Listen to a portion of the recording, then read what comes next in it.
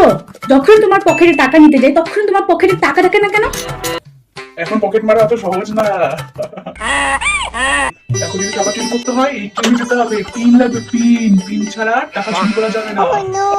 ও এই ব্যাপার, পিন লাগবে এখন টাকা চুরি করতে গেলে?